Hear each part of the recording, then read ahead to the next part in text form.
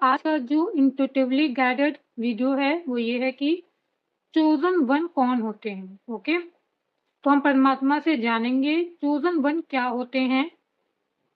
और परमात्मा जैसे कि ना चोजन वन बहुत तरह के होते हैं।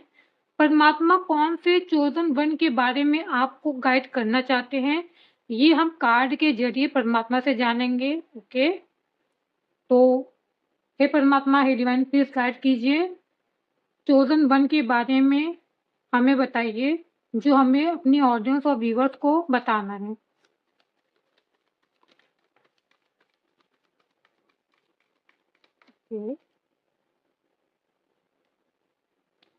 Moment to moment the source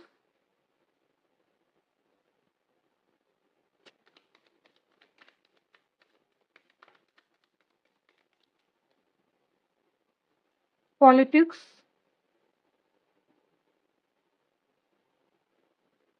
हे परमात्मा, हे डिवाइन, गाइड कीजिए जिससे मैं अपने ऑडियंस और व्यूअर्स को अवेयर कर पाऊँ चोजन वन के बारे में।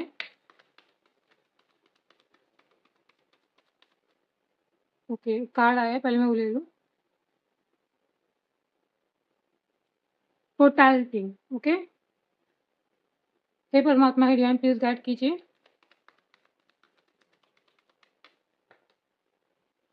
बिल्कुल नहीं।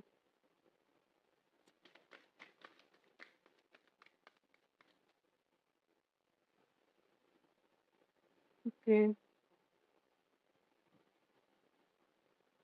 पहले आया था टर्निंग इन, उसके बाद आया है रीबर्थ।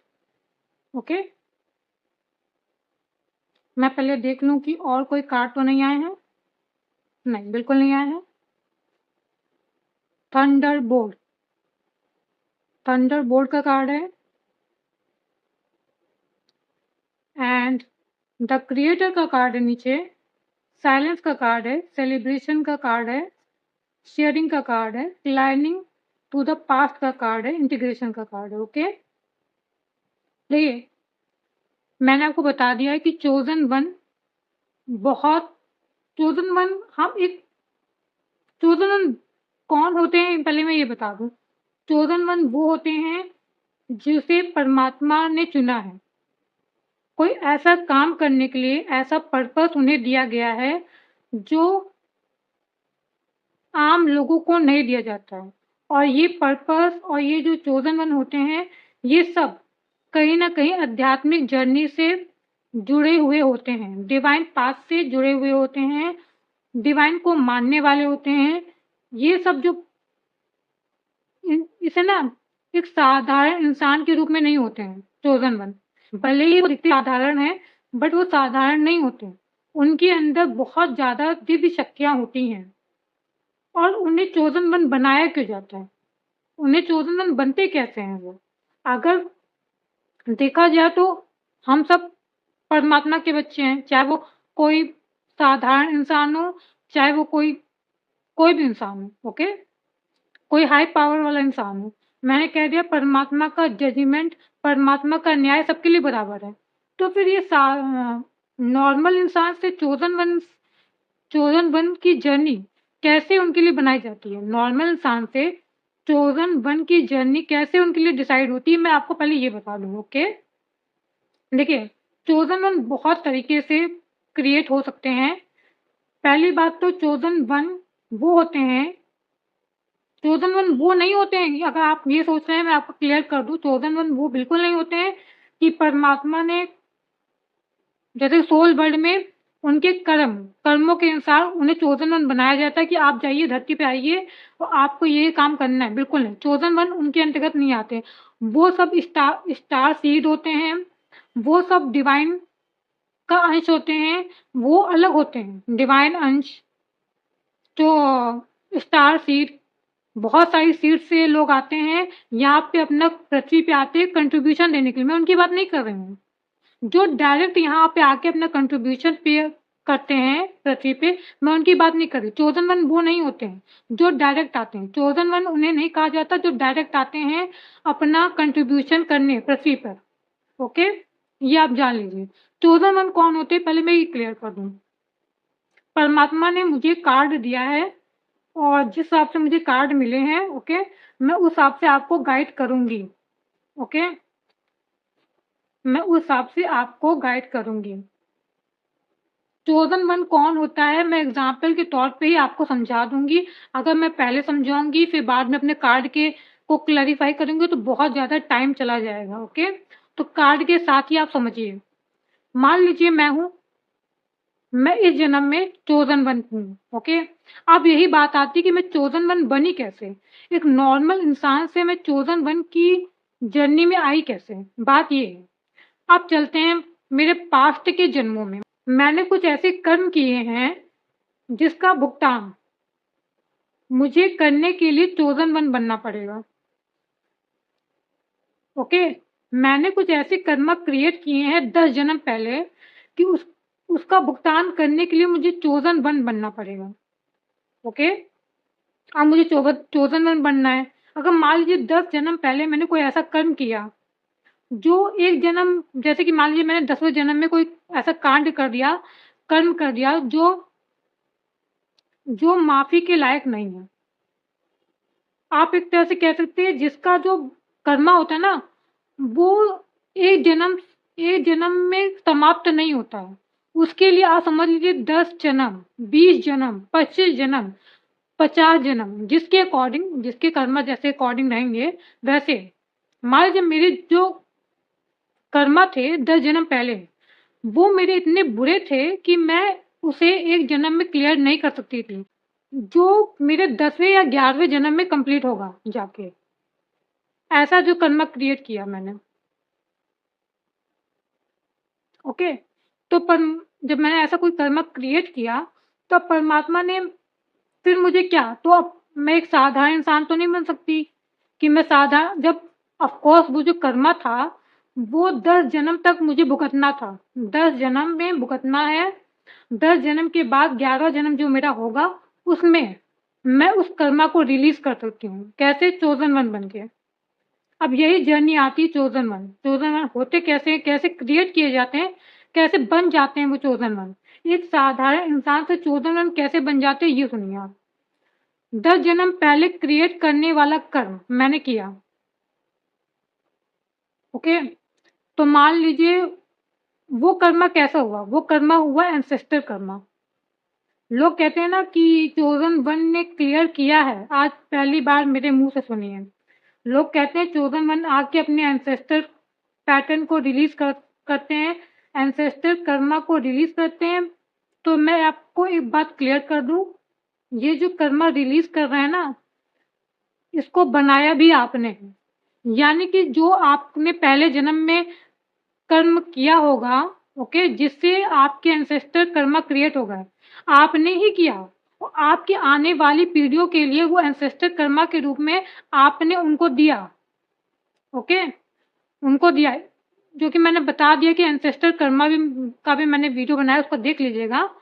तो मेरी आने वाली पीढ़ियों के ऊपर बस एक टाइटल, एक टैग लग गया एंसेस्टर कर्मा का। कर्मा तो उन्हीं के हैं, बट मैंने तो टैग दिया ना एंसेस्टर कर्मा का, क्योंकि मेरा जो पहला जन्म हुआ होगा, उसमें मैंने ऐसा कर्मा क्रिएट किया कि वो मेरी आने वाली पीढ़ियों के लिए एंसेस्टर कर्मा, एंसेस्टर पैटर्न का टैग बन गया, ओके? का टैग बन गया।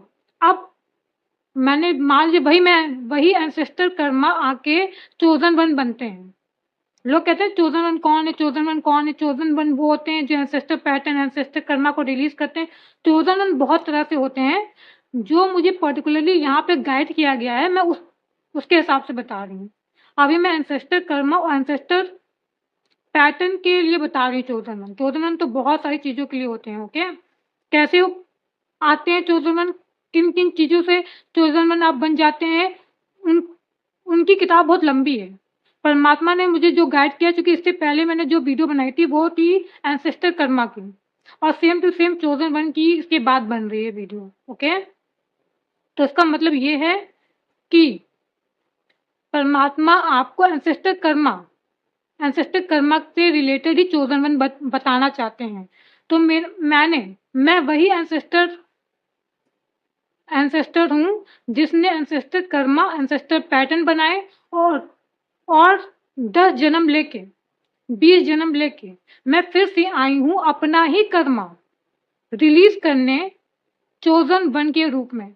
ओके, तो चोजन वन कौन होते हैं ना, कोई पूछे कि बहुत ही वो होते हैं कि बहुत पुण्य प्योर सोल आत्मा होते हैं। ओके, तो एक बात क्लियर कर दूं, जो अपने एंसेस्टर पैटर्न के कर्मा को रिलीज कर रहे हैं, तो मैं आपको एक बात बता दूं, आप वही एंसेस्टर हैं, आप वही एंसेस्टर हैं जिन्होंने कर्मा क्रिएट किया है। अब आप आए हैं चोजन वन के रूप में अपना ही कर्मा रिलीज करने, अपना ही पैटर्न रिलीज करने। ओके, तो मैंने आपको एक बात काफी कही है मेरी स्पिरिचुअल वीडियो में कि जो जैसा करेगा, जो जैसा बोएगा, वो वैसा ही काटेगा। ओके, यानी कि मैंने एंसेस्टर कर्मा के रूप में जो भी कर्म क्रिएट किए थे, उनको रिलीज करने के लिए मुझे चोजन वन बनना पड़ा 10 जन्म बाद, 20 जन्म बाद। अब आप ये कहेंगे कि 20 जन्म बाद ही क्यों? बात ये आती है, अब 20 जन्म बाद ही क्यों? देखिए, यहाँ पे मैं बता दूं, यहाँ पे पॉलिटिक्स का कार्ड आया है, रीबर्थ का कार्ड आया है, जो ये बताता है कि यहाँ पे 7 लिखा है, यहाँ पे 10 लिखा है। ओके, मैंने ऐसा कर्मा क्रिएट किया जो जन्मों जन्मों तक चलने वाला था, जन्मों जन्मों तक चलने वाला था। अब इसका रास्ता क्या था? जब मैंने एंसेस्टर कर्मा अपने जिस जन्म में क्रिएट किए होंगे, ओके, तब परमात्मा के पास जब मैंने वो देह छोड़ा, यानी कि जब मैंने एंसेस्टर कर्मा क्रिएट किए और मैं इस पृथ्वी से जाग के फिर से कहते ना सोल वर्ल्ड में गई, जब वहां पे मेरा खाता इनकी देखा गया ना कि क्या किया आपने, कैसा कर्मा आपने क्रिएट किया है, तो वहां पे ऐसा नहीं है कि आपको तुरंत ही सूली पे चढ़ा दिया जाता है। कुछ नहीं, आपसे पूछा जाता है कि आप ये जो कर्मा आप क्रिएट करके आए हैं, आप इसे कैसे खत्म करना चाहते हैं? आप बताइए, आप बताइए कि जो मैंने अपने जन्म में किया, पहले ही जो स्टार्टिंग में मैंने जो कर्मा क्रिएट कर दिए अपने आते ही, वो मैं कैसे रिलीज करूंगी? पॉलिटिक्स, ऐसा कर्मा जो जन्मों जन्मों तक का है, जो मेरे बस मैंने अपने आने वाली पीढ़ियों के लिए टैग टैग के रूप में दे दिया, ancestor Karma, ancestor pattern. Okay, tag के रूप में दिया है। मेरा कोई कर्मा काट नहीं रहा है, वो अपना ही कर्मा काट रहे हैं। जो आ रहे हैं ना, मेरी पीढ़ी में आएगी, जब तक मैं नहीं आऊंगी रिलीज करने वो कर्मा, तब तक जो भी मेरे कुल में आएगा ना, तो वो अपना ही कर्मा रिलीज करते हैं, क्योंकि उन्होंने भी कहीं ना कहीं सेम टू सेम कर्मा कहीं किए हैं। ओके, जो मैंने अपनी अगली वीडियो में बता दिया है, पिछली वीडियो में बता दिया है। उसके बाद तो परमात्मा पूछते हैं आप कैसे क्लियर करेंगे अपना कर्मा? ये नहीं कि तुरंत ही आपको सूली पे चढ़ा दिया जाएगा, कुछ नहीं, आप कैसे रिलीज करना चाहते हैं वो कर्मा? ये जो कर्ज के रूप में आपकी पीढ़ियों को टैग मिला है, एंसेस्टर कर्मा, एंसेस्टर पैटर्न का, उसको आप कैसे रिलीज करना चाहते हैं? रीबर्थ, बर्थ पे बर्थ करके, यानी कि मैंने कहा ना, एक बर्थ में एक जन्म, उसके बाद जो मैंने जन्म लिया होगा, मैं उसमें इस कर्मा को रिलीज नहीं कर सकती। क्यों नहीं कर सकती? क्यों नहीं कर सकती? अब मैं आपसे ये पूछ रही हूँ, क्यों नहीं कर सकती? मैंने मान लीजिए पहला जन्म लिया होगा, मैंने एंसेस्टर कर्मा क्रिएट किए, फिर जब मैंने दूसरा जन्म लिया, तब तो मैं अपना एंसेस्टर कर्मा रिलीज कर सकती थी ना? नहीं कर सकती थी। कैसे कर सकती थी? पहली बात तो जो ये कर्मा, एंसेस्टर पैटर्न होते हैं ना, वो एक जन्म के लिए होते ही नहीं है। वो एक कर्ज की तरह है, कर्ज की तरह, जो आपकी पीढ़ियों को लगेगी, कुल को लगेगा, आपकी पीढ़ियों को, आपके कुल को लगेगा। तो कम से कम 10 साल, 20 साल, जब तक जिस आत्मा ने ये कर्ज दिया होगा, जिस आत्मा ने मुझे ये कर्ज दिया होगा, उसकी आत्मा शांत ना हो जाए। शांत कैसे होगी? जब मुझे, जैसे मान लीजिए पहला जन्म मैंने लिया, मैंने कुछ किया, उसके बाद परमात्मा मुझे 9 जन्म और देंगे। 9 जन्म में मुझे अपने, क्या कहते हैं ना, मुझे हिम्मत करेज जुटानी है। क्या जुटाना है? आपको क्या लगता है? कर्मा, धीरे धीरे कर्मा रिलीज करने के लिए? बिल्कुल नहीं, कर्मा रिलीज करने के लिए नहीं करते हैं, बर्थ पे बर्थ। बर्थ पे बर्थ ये इसलिए नहीं होता कि आप थोड़े-थोड़े कर्मा रिलीज़ करें। अपने चोज़न वन बनने के लिए आप पहले थोड़े-थोड़े कर्मा रिलीज़ करें, फिर आप चोज़न वन बन के आएँ, फिर आप पूरी तरह से अपना कर्मा रिलीज़ कर दें, बिल्कुल नहीं। इसलिए नहीं होता है बर्थ पे बर्थ। मैं आपको बताती हूँ बर्थ पे बर्थ क्यों होता है। एंसेस्टर के लिए, एंसेस्टर जो करके गए हैं, फिर जाएँगे चोज़न वन बनेंगे, अपना ही कर्मा रिलीज़ करेंगे, वो तुरंत ही अपना कर्मा क्यों नहीं रिलीज़ कर पाते, मैं ये बताती हूँ। क्योंकि उन्हें एक सोर्स की एनर्जी में आना है। चोज़न वन बहुत हाई पावर के इंसान होते हैं, प्योर सोल होते हैं, मैं गलत नहीं कह रही हूँ। आप जो कह रहे हैं कि चोज़न वन बहुत प्योर सोल होती है, हाँ, होती है प्योर सोल। एंसेस्टर वही एंसेस्टर है जिसने कर्मा क्रिएट किया है, जो चोज़न वन के रूप में आया है, प्योर सोल के रूप में आया है। कैसे आ गया? जो 9 पहला जो उसने जन्म लिया था, जो क्रिएट किया था, उसके बाद ये 11वां जन्म है। तो 10वें से 11वें जन्म के बीच में जितने भी जन्म हुए मेरे मेरे जितने भी जन्म हुए हैं, उसमें मुझे एनर्जी, उसमें मुझे प्योर सोल बनना था।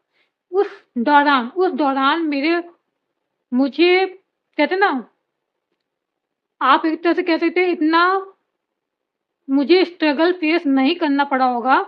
मुझे सिर्फ़ और सिर्फ़ वहाँ स्ट्रगल फेस करना पड़ा होगा, जहाँ मुझे अपनी सोल को प्योर करना था, मेडिटेशन करना था, परमात्मा का ध्यान करना था, आप एक तरह से कहते हैं टर्निंग इन, यानी कि पूरी तरह से अपने आप को एक डिवाइन सोल में परिवर्तित करना था। वो जो मेरे बीच के जन्म थे ना, पहले से 11वें के बीच में जितने भी जन्म थे मेरे, उसमें मुझे अपने आप को सोर्स में बनाना था। एक ऐसी पावरफुल ऊर्जा जो चोज़न वन के रूप में आ सके। यानी कि जो करंट लाइफ़ का जो मेरा जन्म है, मैं चोज़न वन के रूप में इस धरती पे आ सकूँ और अपने ही बनाए गए कर्मा, एंसेस्टर कर्मा को रिलीज़ कर सकूँ, क्योंकि वो कर्मा मेरे ही हैं। जो बोएगा वही काटेगा, कोई और नहीं काटेगा। किसी का कर्मा कोई रिलीज़ नहीं कर सकता। ये सब अपने ही कर्मा हैं। अगर आप सोच रहे हैं कि मैं बड़ा महान हूँ, मेरे अंदर बहुत ज़्यादा प्योर सोल है, मैं तो पिस गया हूँ चक्की में, क्योंकि मेरे तो कुछ कर्मा थे नहीं, मेरे एंसेस्टर के कर्मा थे।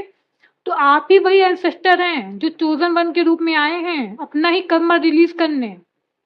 आपको तुरंत परमात्मा नहीं भेज सकते थे, क्योंकि आपके अंदर एक तरह से कह सकते हैं नेगेटिविटी थी। आप बहुत बैड सोल थे। आप प्योर सोल में थे ही नहीं। चोज़न वन बनने के लिए आप प्रिपेयर ही नहीं थे, परमात्मा के लिए आप प्रिपेयर ही नहीं थे। आपको पहले इतना कहते हैं ना, इतना ऊर्जा, द सोर्स का कार्ड आया, टर्निंग इन का कार्ड है, जो ये बताता है आपने जितने जन्म बीच में आपने लिए होंगे, जितने भी जन्म आपने बीच में लिए होंगे, उसमें आपने परमात्मा को ही चुना है। परमात्मा को चुना है, आप एक तरह से कह सकते हैं आप साधु होंगे, संत होंगे, हीलर होंगे, डिवाइन पाथ को चूज़ करने वाले होंगे। आपने ऐसे-ऐसे काम किए होंगे कि जब आप अपना पास्ट लाइफ रिग्रेशन करवाएँगे, तो आपको ये समझ में ही नहीं आएगा कि जब मेरे ऐसे कर्म थे, इतने अच्छे कर्म थे, तो मेरा जो करंट जन्म है, इसमें मुझे इतना स्ट्रगल क्यों मिल रहा है? लोग कहते हैं ना कि पास्ट लाइफ में तो ये सैनिक था, ये इतना महात्मा था, ये तो ज्ञानी था, उसके बाद इसका एक करंट जन्म तो देख के तो लगता ही नहीं कि ये महात्मा, ज्ञानी, हीलर है। क्यों नहीं ऐसा लगता है? क्योंकि उन्हें चोज़न वन बनाने के लिए इन सब चीज़ों से गुज़ारा जाता है कि वो पूरी तरह से प्योर सोल में आएँ, कि जब वो करंट लाइफ़ में अपने कर्मा को अपने द्वारा बनाए गए एंसेस्टर पैटर्न को ख़त्म करें, तो उनके अंदर इतना सोर्स, इतना पावर हो कि वो जो कर्मा है ना, जो कर्ज़ है, उसको झेल सकें। जितने भी चोज़न वन होंगे, स्टार्टिंग से स्ट्रगल होंगे उनकी लाइफ़ में, ओके? जो एंसेस्टर कर्मा के अंतर्गत आते हैं। जो मेरा एंसेस्टर कर्मा निकला है, तो मैं एंसेस्टर कर्मा का ही एग्ज़ाम्पल दूँगी, ओके? और भी चोज़न वन होते हैं, बहुत अलग-अलग कैटेगरीज़ होती है, जो निकली है वो मैं बता रही हूँ, ओके? तो यहाँ परमात्मा क्या कह रहे हैं? आप वही एंसेस्टर हैं, जिसने कर्मा क्रिएट किया, आप वही चोज़न वन हैं, जो अपना कर्मा खुद ही रिलीज़ कर रहे हैं। अगर कोई लगता है मैं बहुत महान हूँ, तो ऐसा कुछ नहीं है। लोग कहते हैं ना कि ये तो भैया सैनिक था, ये इतना योद्धा था, ये राजा था, ये रानी थी, ये एक हीलर था, तो इसका जन्म देख के तो लगता ही नहीं इसके अच्छे कर्म हैं। लगता ही नहीं, तभी तो पास्ट लाइफ रिग्रेशन में आजकल कोई मानता ही नहीं है। पीएलआर में कोई मानता ही नहीं, क्योंकि उनको जब मतलब पास्ट लाइफ रिग्रेशन करवाते हैं, उनको लगता है इतनी अच्छी सोल था मैं और मेरा जन्म ये हुआ। अगर आपको लगता है कि जो मैंने अपने पहले वाले जन्म में किया होगा उसका भुगतान मुझे तुरंत करने मिल जाता है, तो ऐसा नहीं है। ऐसा नहीं है। आपके किस जन्म के कर्म, किस जन्म में आपको भुगतने पड़े, ये परमात्मा ही डिसाइड करते हैं, आप नहीं। बस आपसे राय मशवरा लिया जाता है कि आप काटेंगे कैसे, आपकी सुविधा क्या है, काटने की सुविधा क्या है, आपकी काटने की इच्छा इच्छा कहाँ है, कैसे है, आप कैसे काटेंगे अपना कर्म, पूछते हैं। वहाँ पूछा जाता है, सोल वर्ल्ड में पूछा जाता है, जो आपने कर्म क्रिएट किया है, ये आप ही को काटना है, आप कैसे काटेंगे बताइए?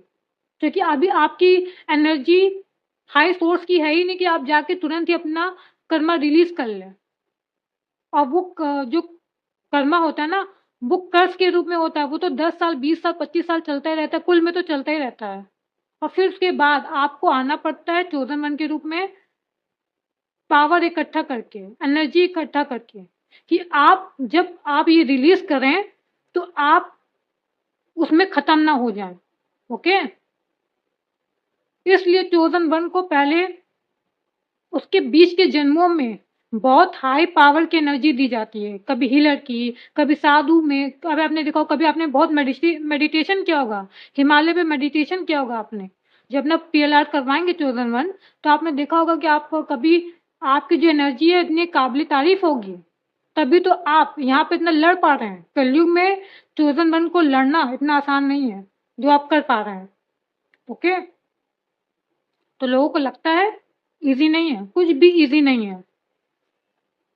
लोगों को लगता है मैंने कर्म नहीं किए, मैं कर्म करूंगा, कौन देखने आ रहा है? आप ही कर्म करेंगे, आप ही देखने आएंगे। ओके, परमात्मा ना अमीर का सगा है ना गरीब का सगा है, परमात्मा ना तो असत्य का सगा है ना तो सत्य का सगा है। डिवाइन किसी के सगे नहीं है। अगर तुम सत्य के राह पे चलोगे तो तुम भी, तुम्हें सारी चीजें सत्य, अच्छी अच्छी चीजों का दर्शन करना पड़ेगा। अगर तुम असत्य में चलोगे तो तुम्हें असत्य की चीजों का दर्शन करना पड़ेगा। ओके, तो मान लीजिए मैंने बताया, फिर मुझे मुझे जो एनर्जी दी गई, जो हाई सोर्स और टर्निंग, जो मेरा पहला जन्म हुआ होगा और जो मेरे 11वें जन्म के बीच में जितने भी जन्म हैं, 9 जन्म और 9-10 जन्म जितने भी हैं, उसके बीच में मुझे एनर्जी इकट्ठी करनी थी चोदन वन बनने के लिए। ओके, चोदन वन बनने के लिए मुझे एनर्जी इकट्ठी करनी थी कि मैं वो अपना एंसेस्टर कर्म खत्म करूं, और ऐसा नहीं कि उस बीच में भी मैंने कुछ कार्मिक क्रिएट नहीं किए होंगे। इतना आसान नहीं होता है। लोगों को लगता है कि परमात्मा ने दिया हो तो अच्छा, बिल्कुल नहीं। उस जन्म में भी जब मैं मेडिटेशन कर रही होंगी, जब मैं अपनी ऊर्जा इकट्ठी कर रही होंगी, जब मैं अपनी नेगेटिविटी को रिलीज कर रही होंगी, उस जन्म में भी मैंने कुछ कार्मिक क्रिएट कर रहे होंगे जिसका भुगतान मुझे इस जन्म करना है। ओके, आप देखिए यहाँ पे क्या दिखा रहा है, इस जन्म की बातें हो रही हैं। ये थी जो पहला जन्म जो मैंने, जिसमें एंसेस्टर कर्मा क्रिएट किए मैंने खुद। ये ऐसा जन्म है, बीच का जन्म है, यानी कि आप कह सकते पहला जन्म, उसके बाद दूसरा, तीसरा, चौथा, पांचवा, छठा, सातवां, आठवां, नौवां, 10वां। हाँ, ये मेरा 9 जन्म, जिसमें मैंने अपनी एनर्जी अपने को प्योर सोल में परिवर्तित किया है, और उसमें भी मैंने कार्मिक क्रिएट किए हैं। ऐसा नहीं कि कोई कार्मिक से बच जाएगा, आप ये छोड़ दीजिए। उसके बाद ये मेरा करंट जन्म है, जिसमें परमात्मा ये दिखा रहे हैं, movement to movement, thunderbolt. Thunderbolt क्या बताता है?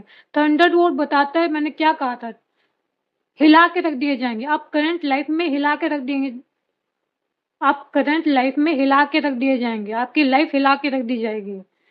आपके काम क्या आता है, कैसे आपको कैसे लगता है कि मैं इतना इतना स्ट्रगल, इतना मैं डिस्ट्रॉय होने के बावजूद भी खड़ा हो जाता हूँ। वो एनर्जी कौन सी एनर्जी है? ये है एनर्जी जो आपने कहीं ना कहीं कमाई है अपने पूर्व जन्म से, पूर्व जन्म से कमाई है।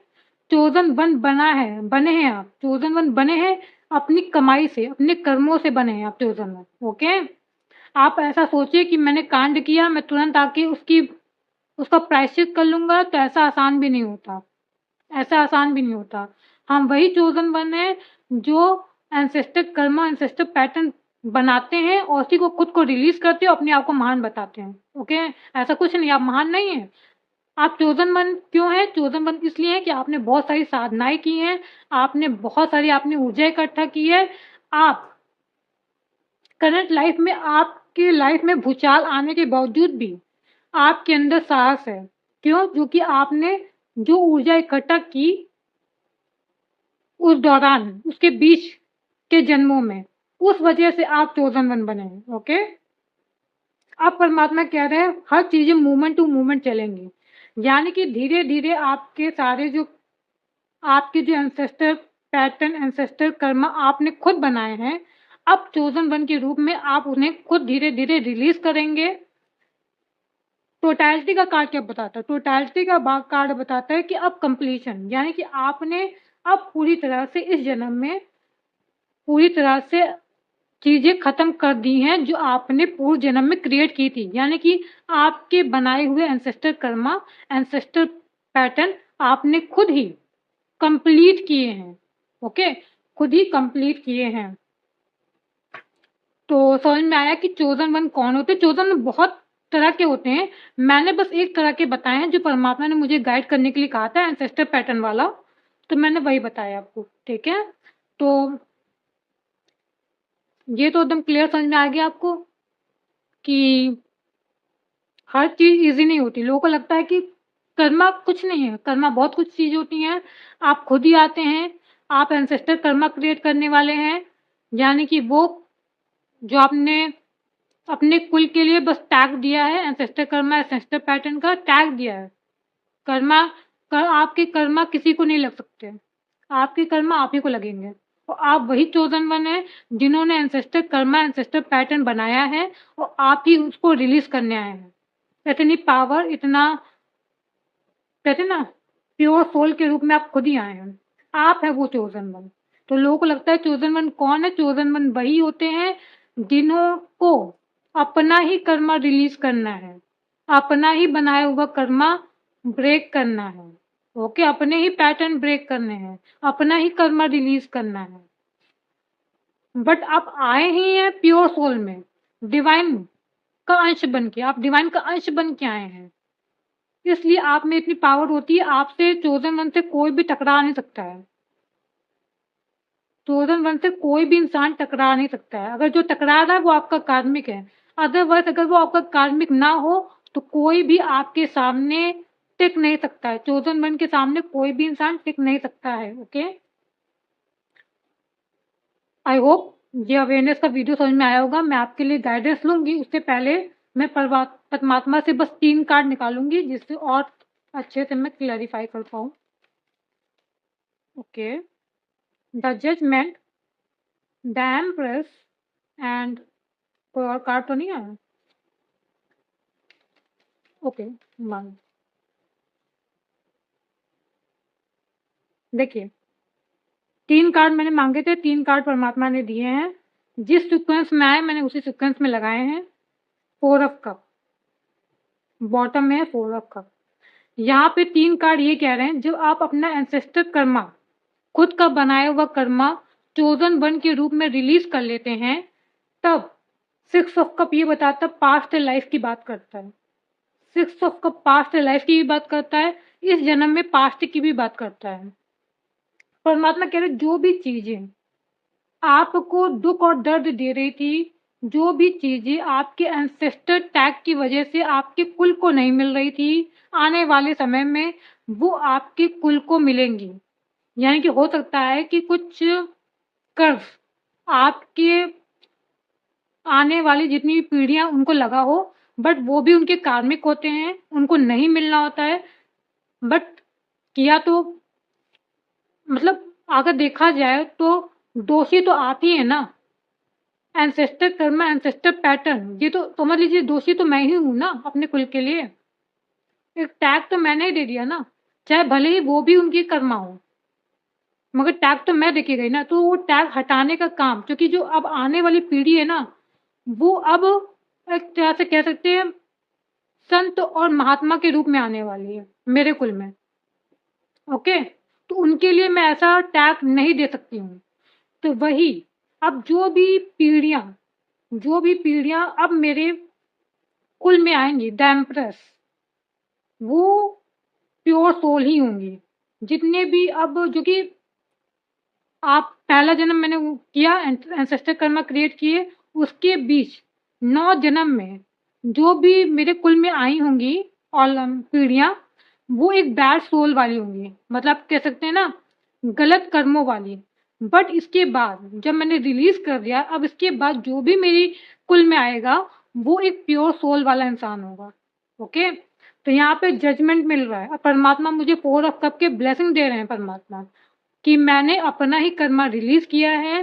अब आने वाली पीढ़ियां प्योर सोल ही होंगी मेरे कुल में, और मैं ही उनका उत्थान करके जाऊंगी। मतलब उत्थान करने का मतलब है उनके उनके लिए एक ऐसा दरवाजा, आप कह सकते हैं एक दरवाजा, ऐसा दरवाजा ओपन करके जाऊंगी जो मेरे आने वाली पीढ़ियों के लिए एक ब्लेसिंग के रूप में होगा। ओके, तो यही था कि चोजन वन कोई होते तो प्योर सोल है, मैं मानती हूँ जब वो आते हैं चोजन वन बन के, वो प्योर सोल ही होते हैं। बट जो वो जो भी वो कर्मा रिलीज कर रहे हैं, चोजन वन जो भी कर्मा रिलीज कर रहे हैं, जिस चीज के लिए भी चोजन वन आ रहे हैं, ओके, वो अपना ही कर्मा क्रिएट, अपना ही कर्मा रिलीज करने के लिए आ रहे हैं, अपना ही पैटर्न रिलीज करने के लिए आ रहे हैं। ओके, हाँ, वो है ही इतने प्योर सोल में, वो प्योर सोल में है, क्योंकि उन्होंने इतनी साधना, इतना सोर्स अर्जित किया है अपने बीच के जन्मों में। ओके, तो ये कॉन्सेप्ट आपको क्लियर हो गया, ये अवेयर हो गया कि एंसेस्टर कर्मा क्रिएट करने वाले चोजन वन होते हैं, वही चोजन वन जिन्हें हम कहते हैं कि उन्होंने एंसेस्टर कर्मा को रिलीज किया है। जो जैसा कर्म करेगा, वो वैसा कर्म काटेगा। ओके, अब मैं आपके लिए, अपनी ऑडियंस के लिए, अपने व्यूवर्स के लिए अपने हैंड रिटन मैसेज आपके लिए गाइडेंस लूंगी परमात्मा से। आपके लिए जो भी मेरी वीडियो देखेंगे, मेरे ऑडियंस, मेरे व्यूवर्स, उनके लिए मैं हैंड रिटन गाइडेंस लूंगी परमात्मा से। तो प्लीज इससे कनेक्ट कीजिएगा। अगर आपको मेरी अवेयरनेस वाली वीडियो पसंद आए, कुछ आप अवेयर हुए हों, आपने कुछ सीखा हो मेरी वीडियो से, तो प्लीज मेरी वीडियो को लाइक कीजिएगा, सब्सक्राइब कीजिएगा, मुझे भी मोटिवेट कीजिएगा और शेयर भी कीजिएगा, क्योंकि लोगों के पास ये पहुंचना बहुत जरूरी है कि कर्मा किसी का सगा नहीं है। ओके, और कोई भी किसी का कर्मा नहीं धो सकता है, सब अपने कर्मों का बोझ उठाते हैं। ओके, हे परमात्मा, हे डिवाइन, अब आप कहेंगे कि ये सब पता होने से क्या होगा? ये सब पता होने से ना एक्सेप्टेंस आएगी। ब्लेम, जो हम लोग ब्लेम करते हैं ना अपने एंसेस्टर को, आप खुद को ब्लेम करते हैं। हम तो मान लीजिए हम लोग कह रहे हैं एंसेस्टर कर्मा क्रिएट किया है मेरे एंसेस्टर ने, और मैं रिलीज करने आई हूँ उसको, और अगर मैं अपने एंसेस्टर को ही ब्लेम करने लगूं, यानी कि मैं खुद को ही ब्लेम कर रही हूँ, यानी कि फिर से मुझे अपने ही कर्म भुगतने पड़ेंगे। समझ रहे हैं? इसलिए ये सब अवेयरनेस की वीडियो परमात्मा आपके लिए दे रहे हैं। ओके, आप अवेयर हो जाएंगे, आप एक्सेप्ट कीजिए, जो रियलिटी है उसे आप एक्सेप्ट कीजिए, उसमें कोई बड़ी बात नहीं है। आपने इतना पावर अर्जित भी तो किया है, आपने इतनी साधना की, आप इतना हील हुए हैं, आपके अंदर हीलिंग पावर, आपके अंदर बहुत ज्यादा सोर्स है, ज्ञान का सोर्स है। ओके, हे परमात्मा, हे डिवाइन, जितने भी ऑडियंस व्यूवर्स मुझे देख रहे हैं, उनके लिए क्या गाइडेंस है प्लीज दीजिएगा परमात्मा।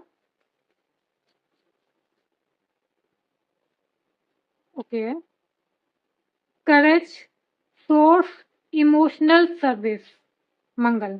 परमात्मा कह रहे हैं आपके अंदर बहुत ज्यादा करेज है, सोर्स है, इमोशनल सर्विस आप लोगों को दे सकते हैं। ओके, मार्स, मार्स की ऊर्जा आप में हाई हो सकती है। Okay,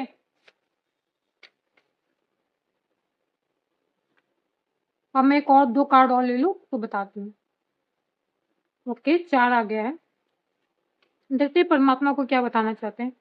you meet a soulmate. Okay, आप अपने सोलमेट से मिलने वाले हैं। ओके, बहुत जल्द। आप हम मुझे लगता है कि आप जब अपने सोलमेट से मिलेंगे, जो करेज, सोर्स और इमोशनल सर्विस है वो आपकी और ज़्यादा इंक्रीज़ होने वाली है। ओके, आप में करेज बहुत ज़्यादा है, सोर्स है आपके अंदर। अगर आप अपनी एनर्जी को नहीं पहचान पा रहे हैं, तो आप अपनी एनर्जी को पहचानिए। Okay, okay, okay, okay. ये तो आपके अंदर है। ये तो जो करेज, सोर्स और इमोशनल सर्विस है, ये आपके अंदर है। हो सकता है आपका मार्स बहुत ज़्यादा एक्टिवेट हो, मंगल आपका एक्टिवेट बहुत ज़्यादा हो आपके अंदर। परमात्मा कह रहे हैं, यू मीट अ सोलमेट, जो आपको इमोशनली काम और सपोर्ट करेंगे, सॉरी टू से, सपोर्ट करेंगे, इमोशनल काम करेंगे और इस सपोर्टिव रहेंगे। हो सकता है उनका जो वो मून से रिलेट करते होंगे, हो सकता है 2 नंबर भी उनसे रिलेट करता हो, चंद्रमा के व्यक्ति हों, जो भी आपके सोलमेट हों, male female. Okay, someone I on you, कोई आप पे नजरें भी रख रहा है। ओके, तो देखिएगा ये मैसेज किन ऑडियंस के लिए हैं। ओके, आई होप ये अवेयरनेस वाली वीडियो आपको पसंद आई होगी। आप इसे शेयर भी कीजिए, प्लीज़ लोगों तक इसे पहुंचाइए और मुझे भी मोटिवेट कीजिए। मेरे वीडियो को भी लाइक कर कीजिए, सब्सक्राइब कीजिए, शेयर भी कीजिए। Thank you so much.